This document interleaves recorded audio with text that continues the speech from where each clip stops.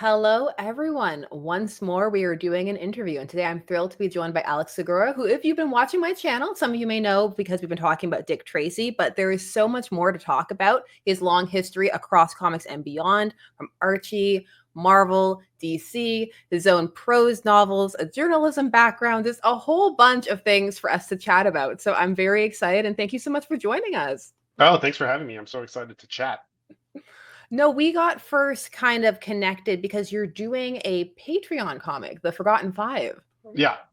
Yeah, and that started, we talked a little bit about this before we kind of went live, but there's so much content out there, Hmm. and I feel like it's really challenging, particularly in the direct market, to have a project that is going to run for a while, just because, it's a challenge. It's a challenge to, you need to really be a success right out of the gate to ensure any kind of legs for your project or kind of long-running ability. So Sarah Century, who's the co-writer, and Pat Kennedy, the artist, and I thought, well, let's bank on ourselves. Let's create a Hmm. Patreon to kind of fund the book and really tell the kind of stories that resonated to us as readers, which is, stories that have subplots that are a little bit of a slow boil, that don't aren't Hmm. aren't locked into a format, so much that, you sometimes you read a miniseries and okay, this is the third issue red herring. This is the fourth Yeah, issue it's like that's we have building a up. certain arc, like we need to fill Yeah. it out this way.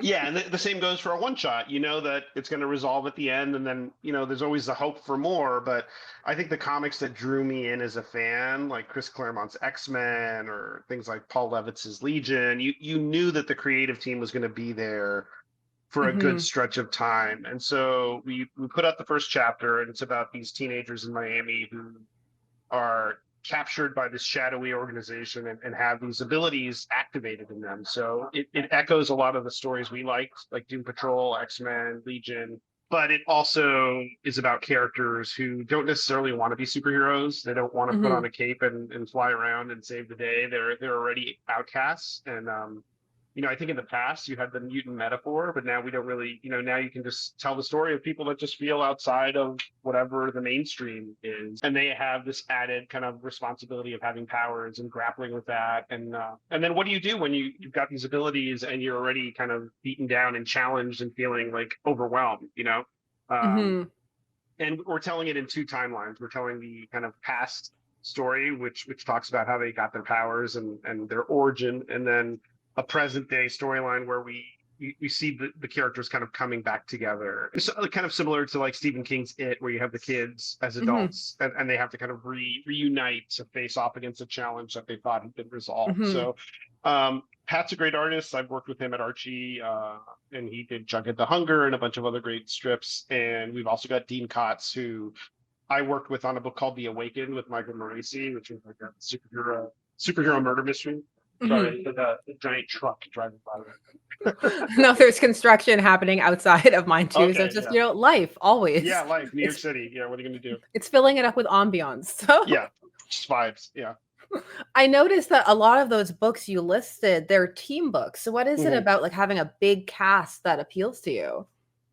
I just love the lore. I love how these characters play off each other. I like putting people that aren't necessarily, I think the difference with the Forgotten Five is that when we meet them, Hmm. they're already friends. They go to school Hmm. together. They're kind of this fringe group trying to survive. But I think what I find compelling about really long-running team books like Legion or X-Men or New Teen Titans is the dynamics and the relationships. It's kind of why I'm drawn to almost like soap operas. I was a 90210 kid when I was growing up, and I found Hmm. the drama and the heightened tension and conflict really compelling. And you throw in superpowers, you throw in a murder mystery, and that just makes for a really interesting Hmm. recipe. But yeah, I like the idea of people who aren't necessarily compatible being thrown into situations where they have to interact and they have to solve problems or not. And that's story is conflict. So if you're starting from a place of great conflict, I think you're in a good position to tell an interesting story. Hmm. And you've written for a whole host of different characters, and you recently did All Along The Watchtower. So how is Mhm. it having to work through so many of those characters with such long established histories? Oh, it was great. I mean, I didn't think that my first I mean, I did some short stuff for DC, but I didn't think my first major DC project was going to be literally with my favorite DC character. And then I love Renee Montoya. You know, I think she's really, I love complicated characters that Hmm. are trying hard to overcome their own failures to, you know, kind of achieve this prime sense of self. And I think that's really an integral part of Renee, that she's not only trying to overcome addiction but trying to overcome her own past mistakes to be the person she knows she can be. And I think that's really fascinating. um, and I think it was interesting too, because you're telling a noir story but not in a traditionally like noir setting. Like Hmm. it's not the gritty streets of Gotham with the Yeah. smoke coming out of the manhole. And I like that we told a noir story, but it's literally on the Justice League Watchtower. So it's like there's a disconnect there that's really kind of fun to play with, and weaving in a lot of DC lore. One of my favorite parts was that, you know, my editor Paul Kaminsky and Gillian Grant, they said, you know, you need to build a team around Renee of people like her Hmm. support staff.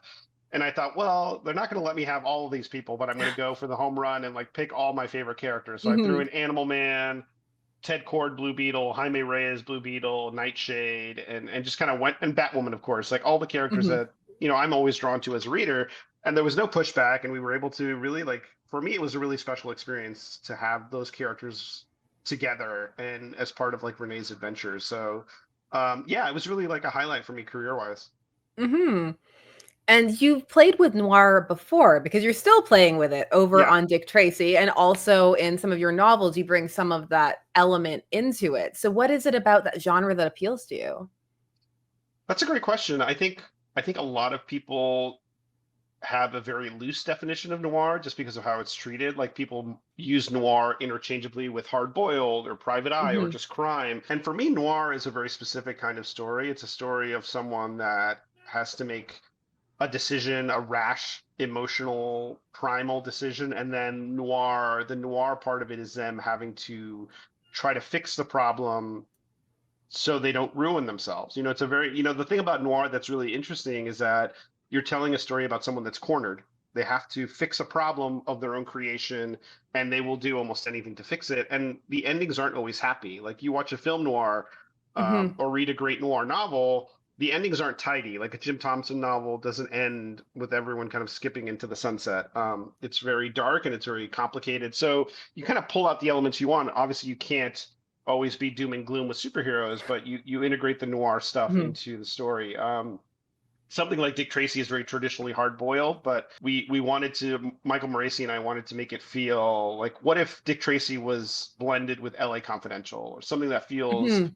very hard boiled and noir, but also modernizes this world, this character and his rogues and his supporting cast, but doesn't lose the appeal. Like I think part of the appeal of something like Dick Tracy is that it is a period piece. It's Hmm. happening in the past, but that doesn't mean you have to. That doesn't mean you can't modernize the concept. And so we tried to make it feel a little more contemporary while still being mindful that this is happening right after the Second World War. It interests me because I like to see people at their worst. I like to see Hmm. what people do under extreme pressure and what happens when you make bad choices. Like how do you respond? Some people respond really well and like kind of step up and do the right thing. Others double down. Like you watch Double Indemnity and it's just about like these two like scam artists who like find each other and become, you know, try to help each other cover up a crime. And it's fascinating to Yeah, it me what just people falls do. Yeah. apart. Yeah, it So, just falls apart. Yeah, and that's a key element of noir. It falls apart. You know, it all kind of goes to seed, and then what do they do? Like that's really like, because then you're not really like, it's not a choreographed moment. It's not like, oh, I think I should do this, so I'm going to do that. It's literally you're really challenged and you have to react emotionally or like in a primal way, and that's really interesting to me. hmm. You mentioned just now, like trying to bring some more contemporary elements into some of it. So, what are some of the more kind of contemporary, maybe attitudes or elements you brought to Dick Tracy?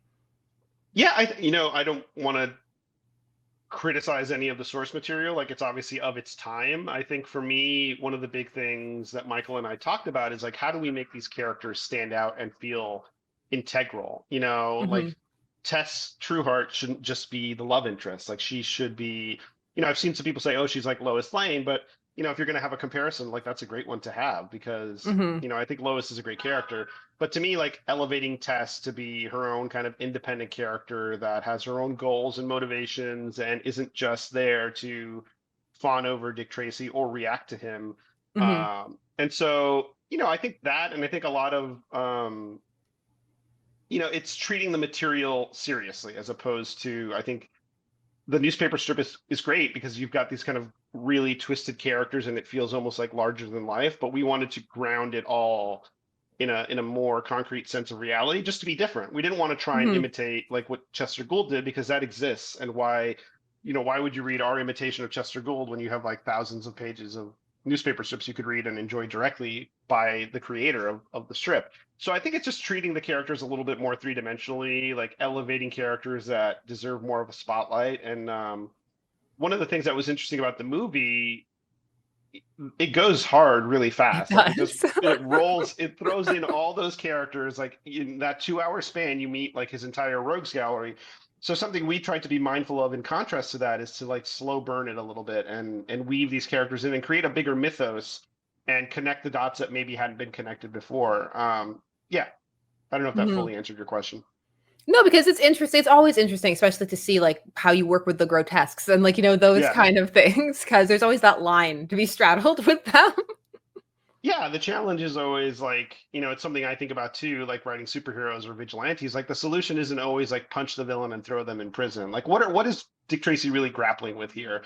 And I think what I've learned, because we're always learning while we're writing these characters, is that he's not really a Batman type. He's not like this like, hyper obsessed vigilante who's out for blood. He's actually much more like Superman. He wants to do the right thing and he wants to help people and he kind of disdains the darker parts of the story, and that's almost like why he wears yellow. He wears yellow to be seen, like he wants to be this beacon of hope in this really corrupt place. And I think that's really fascinating and not your typical like crime superhero story.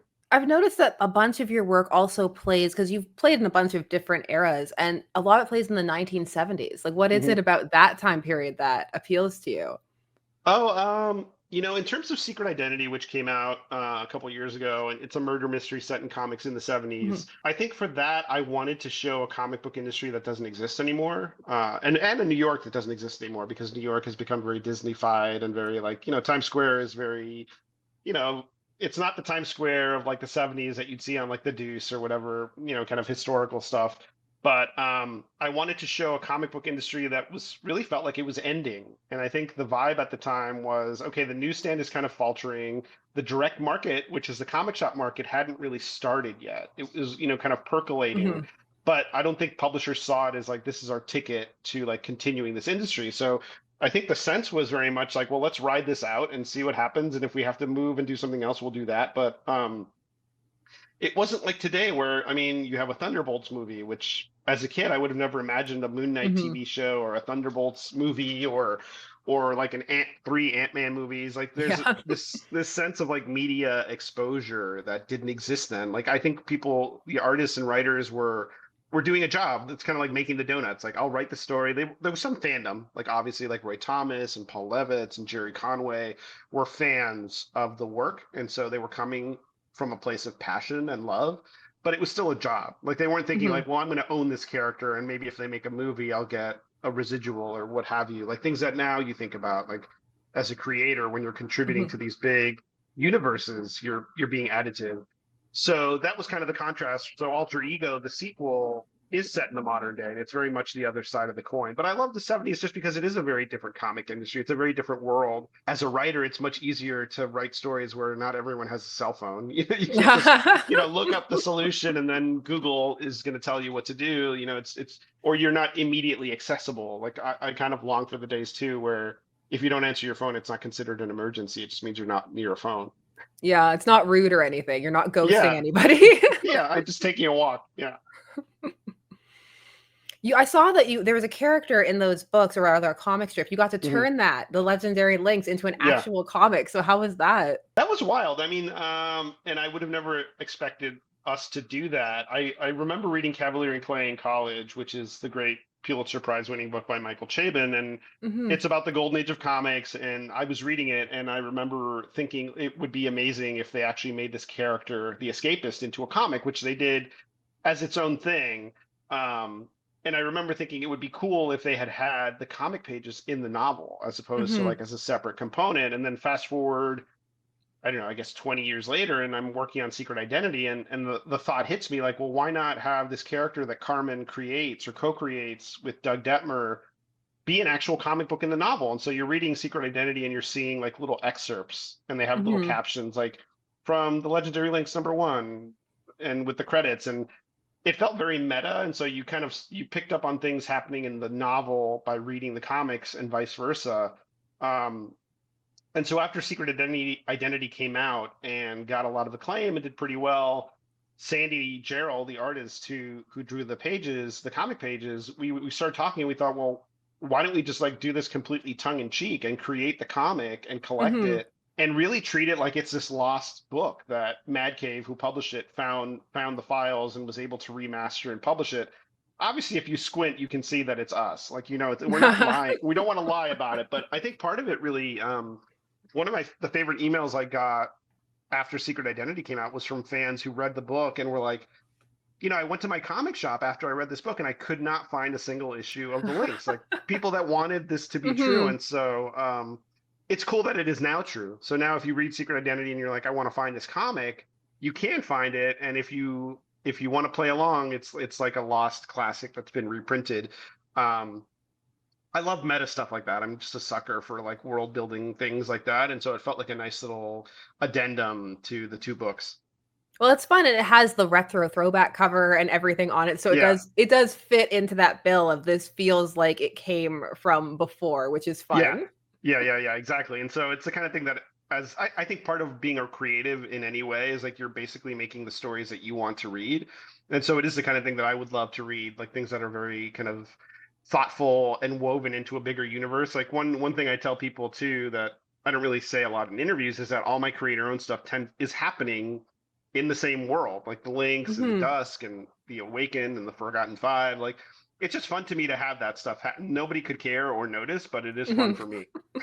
Do you have, like, a little, like, character Bible and stuff that you have, like, going on, keeping everything Oh, straight?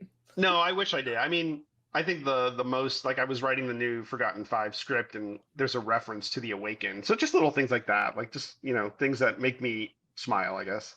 Mhm. I'm curious, why Patreon over Kickstarter? Because I think even I love Kickstarter. I think it's a great platform, and so many people are using it so well. I really wanted something that could build community, like a rolling community. So, we communicate with the patrons a couple times a week. We post art, Mhm. we post things, process pieces. And I didn't want to feel like we were limiting ourselves to like, okay, we're going to do 6 issues, do the Mhm. Kickstarter, go back, do six. I didn't want to have that interstitial break. I wanted to just say, this is the book, and we're working on it, Mhm. and we're posting pages, and then there will be a certain point where we reach like, okay, this is 6 issues worth of print. So we'll put that out Mhm. as a print thing, but I still wanted the ongoing comic to kind of exist on the Patreon. 'Cause you've also done work in marketing, so I was just Mhm. curious if that had, like, an impact on how you approach when you try to go, like, hype up your own work. Yeah, no, it's definitely been a help both in novels and in comics because I've seen kind of the other side of the screen, I guess. I've Mhm. seen how marketing plans and publicity plans are built and I can kind of translate them. And sometimes I'll do it for friends. Like someone will say, "Hey, I got this PR plan from my publisher. What does it mean?"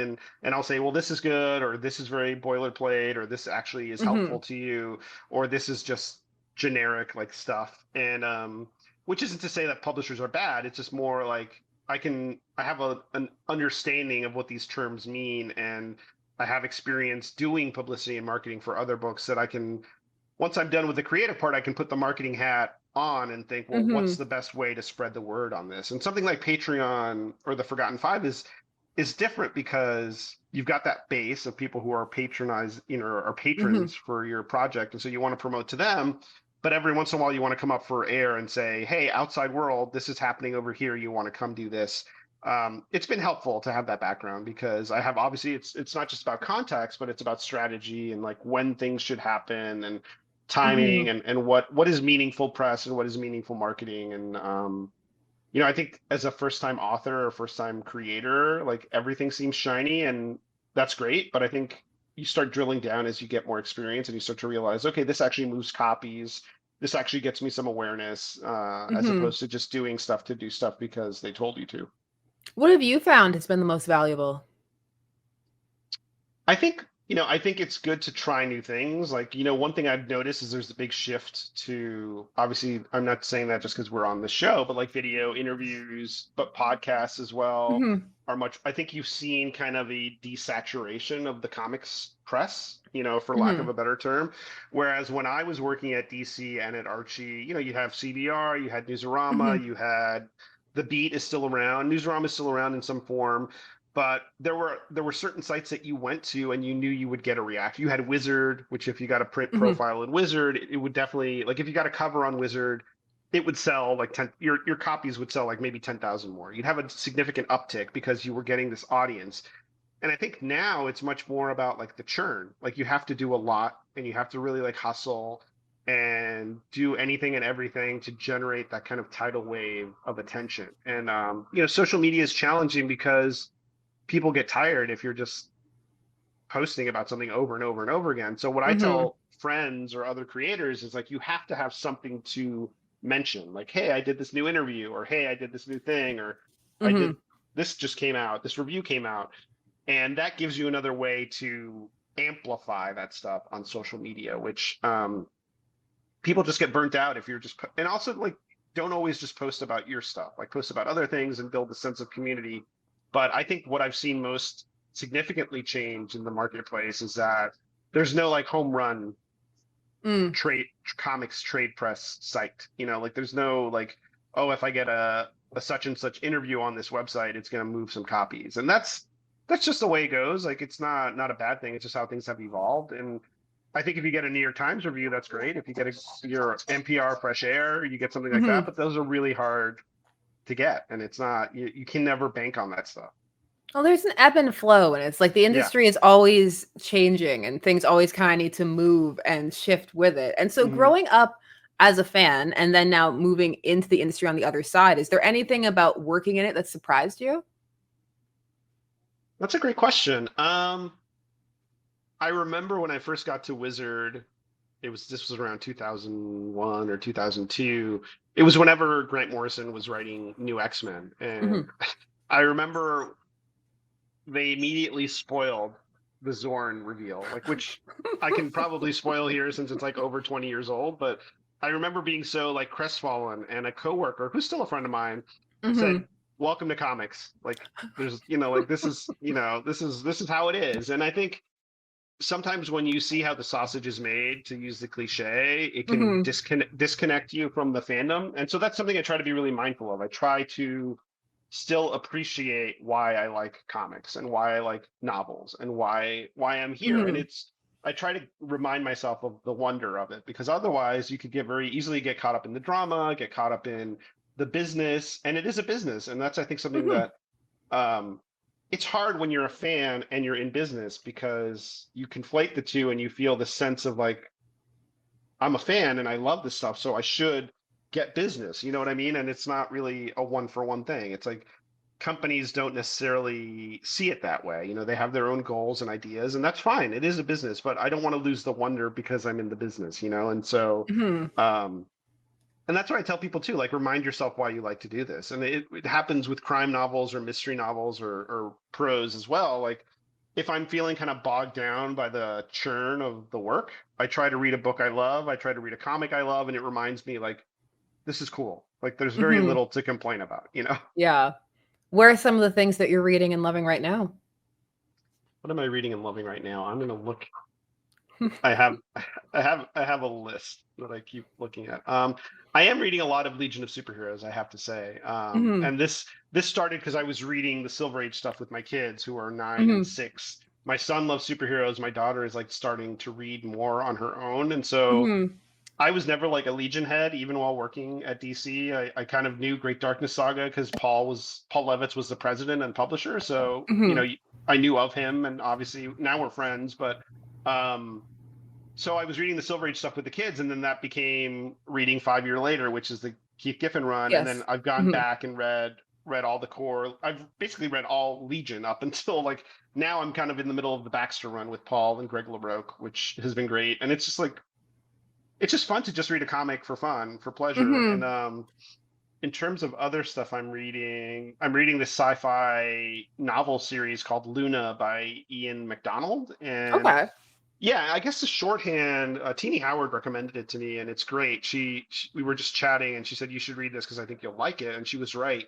And it's basically Game of Thrones in space, which I Hmm. usually hate doing comps like that, but it's such an apt description. It's about these different families, each vying for control of the moon, and there's a lot of like subterfuge, political, like kind of geopolitical stuff, like world building that I love. And then, but then it's the kind of thing where something is building and percolating, and suddenly someone gets killed, and you're like, oh my god, I was so like Hmm. hypnotized by this like great prose and world building, and then suddenly someone's dead, and it's like Hmm. it's pretty well crafted. And in terms of comics, I love The Power Company by Kieran Gillen and Casper Wingard. I think that's a really Hmm. great team book, and I can really tell, having loved Kieran's X-Men stuff, like some of the threads that he's gotten to pick up and expand because it's creator owned, and he can kind of go with them Hmm. as he wants. And yeah, that's really the big stuff I've been reading lately.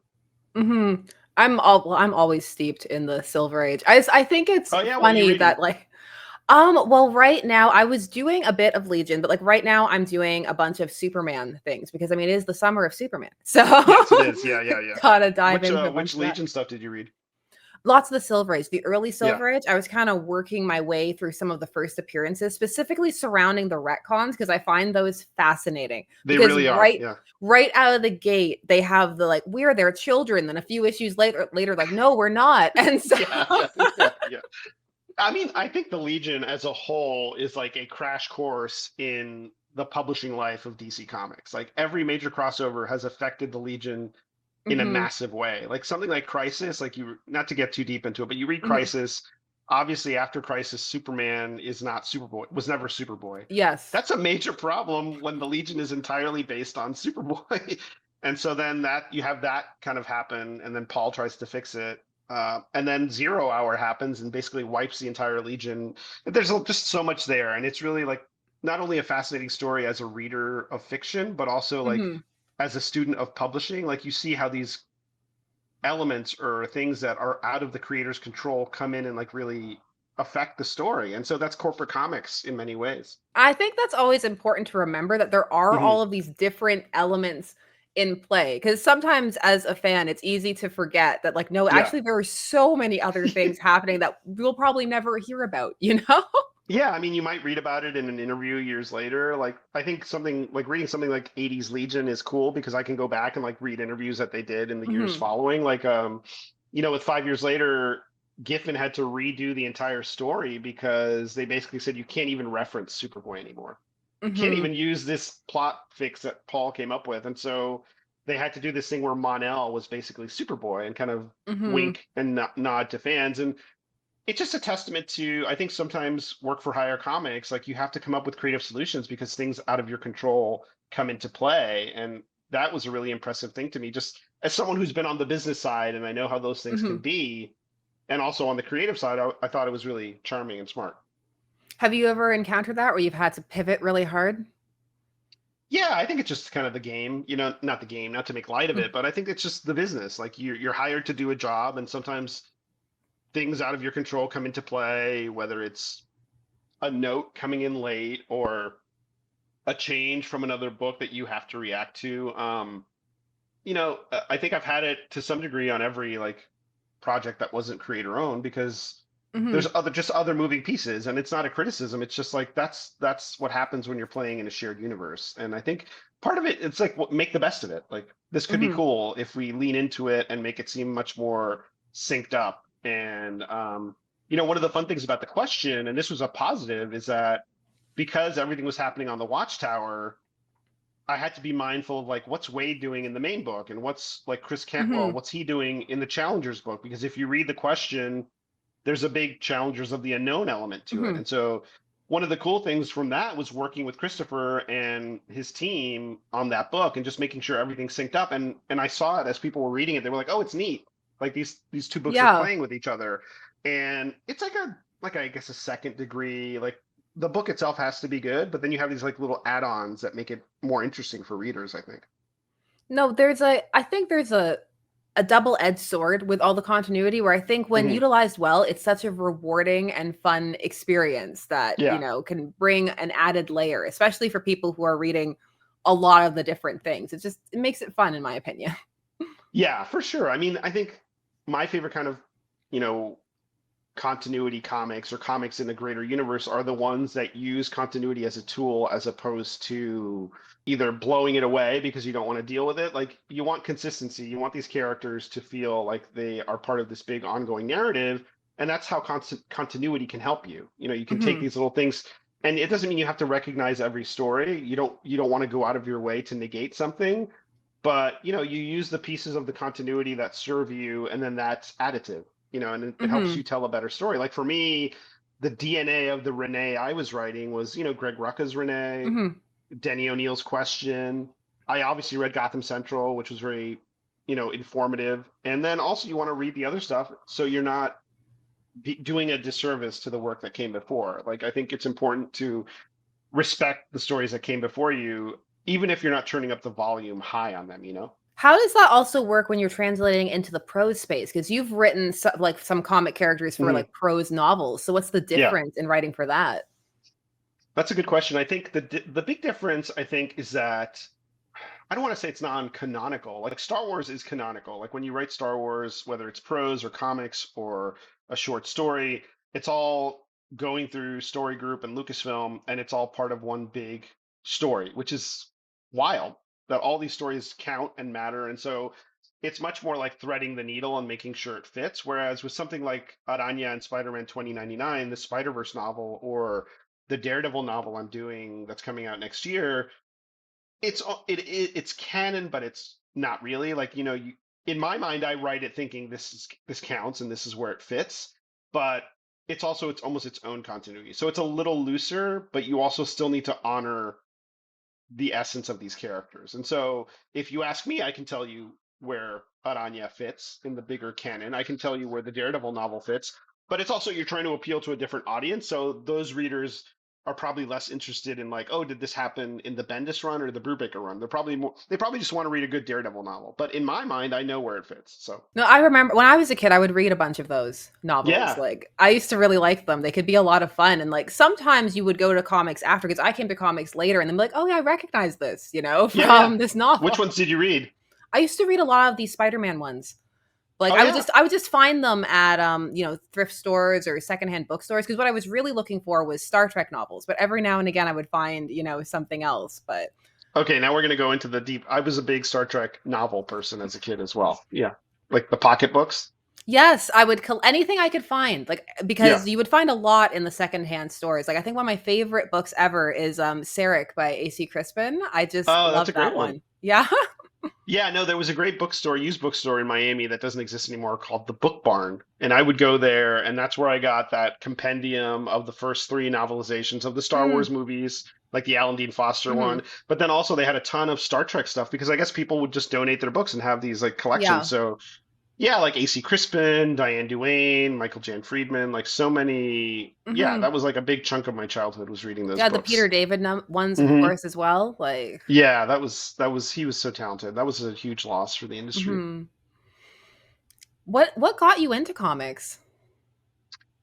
Archie, an Archie comic. The Hmm. first comic I got was a double digest that my mom got me at the grocery store at Publix, and then one of my earliest Spider-Man comics was a digest-sized reprint of Spectacular Spider-Man magazine #2, which has this really great Stan Lee and John Romita Hmm. Green Goblin story. And I remember reading there's a sequence where I think George Stacy or J. Jonah Jameson is presenting like a highlight reel of the Green Goblin, and Norman Osborn is in the audience, and he's like just s- sweating and sweating and having a panic attack, and basically turning into the Goblin. And Romita, for all the credit he gets, everyone is beautiful when he draws them, but he can also draw some pretty intense emotional moments. And I remember being like 6 and just being Hmm. so terrified of the Green Goblin. And so after that, Spidey was my guy, and then I was a big Archie reader, so I'd always get the digest whenever I was at a Hmm. grocery store. And this was kind of before I had a comic shop, so I would go to the newsstand. I would go to like the drugstore or like the Walgreens or Eckerd Drugs and do the spinner rack. Like I Hmm. think people forget like what a gamble it was. Like you didn't know for sure what books would be there. So Sometimes Spider-Man would be there and I'd get either Amazing or Spectacular or Web of or Daredevil or X-Men or Batman. But if those weren't around, you'd get like, I mean, this is no diss on West Coast Avengers, but I was never an Avengers guy. But if that was the only thing that was there, I would get it because I wanted to read comics. And so that really taught you to be open to like all kinds of material. But then I found a comic shop and then it became kind of like the Wednesday, like I'd go on Hmm. Wednesdays and pick up my pull list and that was really fun. And it's just been a lifelong thing. Hmm.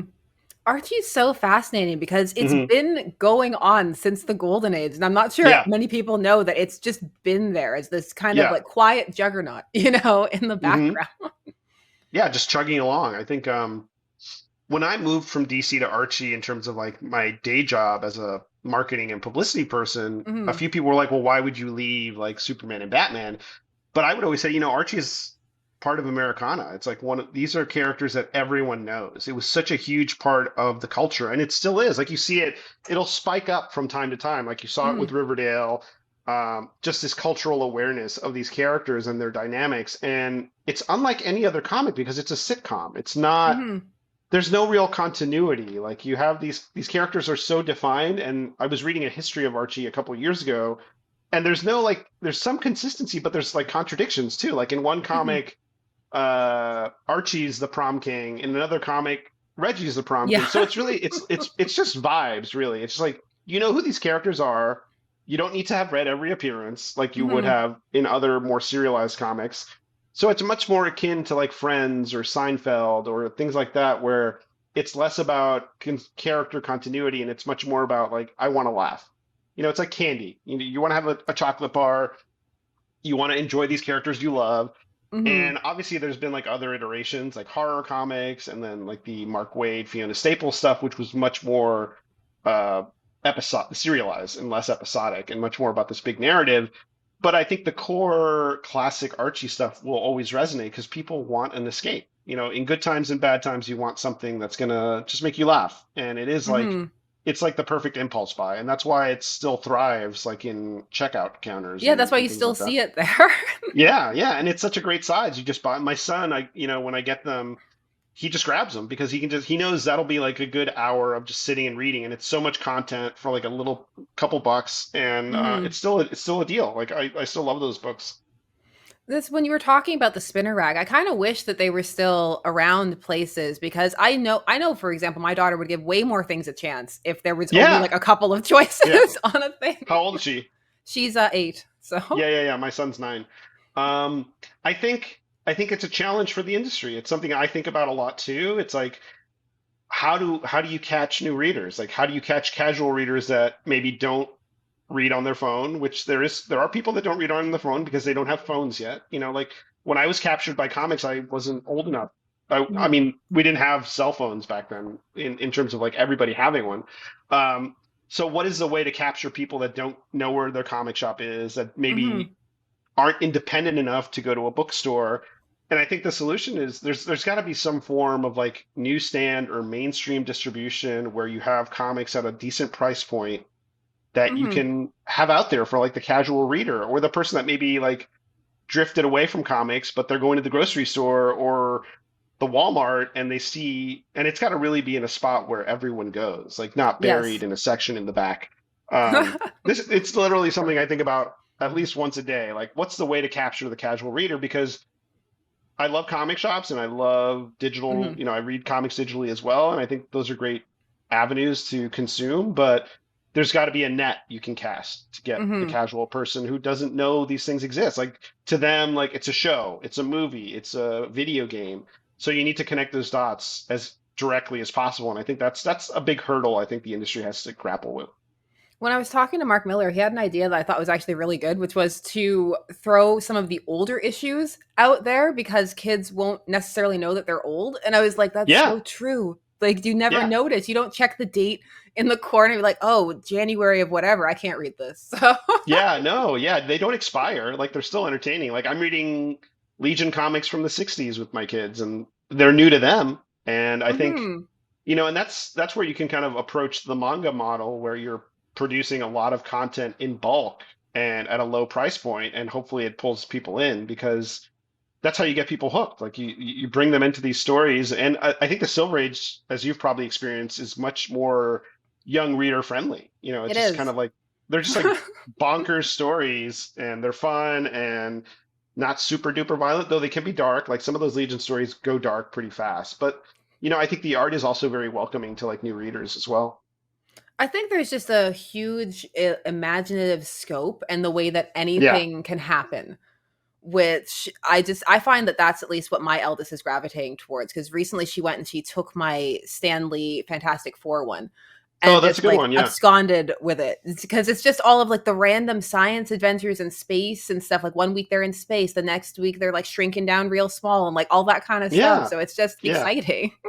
Yeah, I think the Silver Age stuff really speaks to younger readers, like the classic Marvel stuff. Like my son likes the classic Spider-Man stuff, just because all these cool villains, like everyone's based on an animal or a Hmm. weird like ability, and it's like I don't want to say bogged down. Like I think sometimes continuity can bog you down, but there's obviously great stories being told, but they're just more complex. And sometimes kids want something that it's like, okay, he's fighting like an owl. Like the guy's name is the owl, and they're Yes. fighting, like, and that's it. That's and that'll give you like 30 minutes of entertainment. And I think that material could really be useful in pulling in new younger readers who maybe don't have the independence to go to the comic shop on their own or go to the bookstore on their own, don't have a cell phone to download comics or an iPad yet. Because like I don't know, all parents are different, but we're not like super big on like a ton of screen time, Hmm. so we like them reading like actual books. So I think there's a needle to thread there, but maybe Yeah. somebody up above, at a higher pay grade can figure it out. No, it's definitely a different reading experience reading it physically versus reading it on digitally. You can feel it even as an Yeah. adult reading it, that like it's activating a different part of your brain. Yeah, for sure. Yeah, and it's a much more tactile. Hmm. When you're writing, do you ever write things specifically that you know are going to look really good on the physical page versus the digital page, or like try and play with the mediums like that?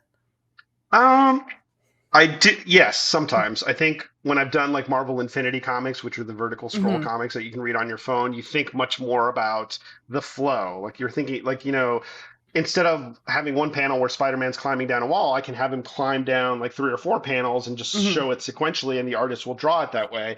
That's when I think about it most. When I'm doing something that could either be digital or print, I try to think about it just in terms of the sequential art. And a lot of it is leaning on the artist who's doing the heavy lift there. But in terms of what I do in the script, I try to think I'm an artist friendly writer. I want the Hmm. artist to do what they do best. Like they're the director of the movie. I'm just the screenwriter. But I try not to overmanage the artist. I want them to kind of tell the story as best they can. But I usually think about print when doing a traditional comic. But something like Vertical Scroll or even something like the Forgotten Five stuff, I think about how are people going to consume this, and if they're going to read it on their phone or digitally first, I try to be mindful of that in terms of like the angles I choose or like how complicated a page can be. Because I'm age showing my age, but I'm not a big fan of like reading stuff on like a PDF or something. Like it's much Hmm. harder for me to like really experience it. Like I can do like the digital comics apps because Hmm. they do the panel to panel Yeah. stuff, but I find like just straight PDF reading to be really challenging. And so I try to think about that when writing. Not as big a fan of like the zoom in enhance that like sometimes you have to do when Yeah, you're yeah. I like. mean, you have to do it, but I think sometimes the more complicated something gets, the it's diminishing returns. The less likely you are to do it again. It's true, because if you're adding barriers, like, Yeah, and then people tend in general not to like things that are complicated. yeah, and I mean that's like a basic marketing thing. Like if you make something really complicated to get to, like to buy, if Hmm. it's if you're not even linking to the product, you're just saying go here. Like the more you have to explain something, the more steps you're asking a consumer to take, you're going to lose people on the way. You're going to You're get like giving maybe a people more third. time to think about it too, Yeah, which is yeah, never yeah. something you want to do if your goal No. is for them to buy something.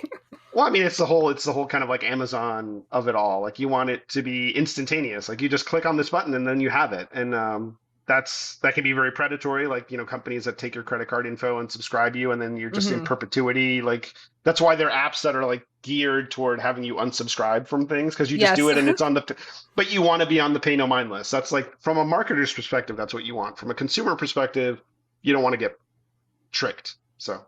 No, for sure. Don't want to get sucked in. Yeah, yeah, it's happened to all of us. It's definitely happened to me a bunch of times.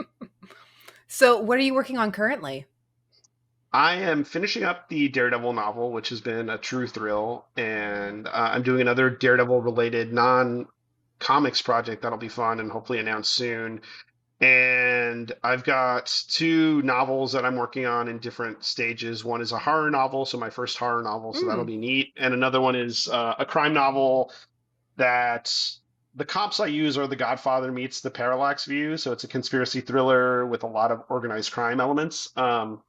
In terms of comics, Michael Geraldo and I are going chugging along with Dick yeah. Tracy. I think it's, to my earlier point about the Forgotten Five, like it's a blessing that we have this book that is going to be going past issue 10. Like it's really like become an ongoing series in the traditional sense. And so that's really allowed us to weave in subplots, like bring in characters slowly. Like we're gonna do another holiday themed special, and that will introduce a key supporting cast member from the Dick Tracy lore that Hmm. we haven't seen yet, and that's been really fun.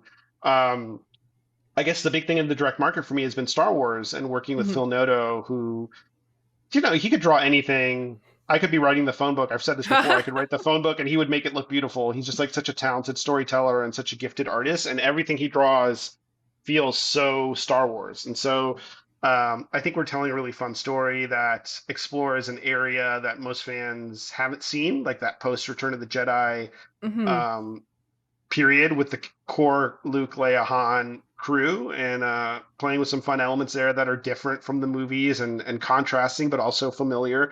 Hmm. So that's been really fun, and the response has been really good. So I'm happy about that, and yeah, hopefully some other stuff that I can talk about more, and the Forgotten Five, which has been really cool. Hmm.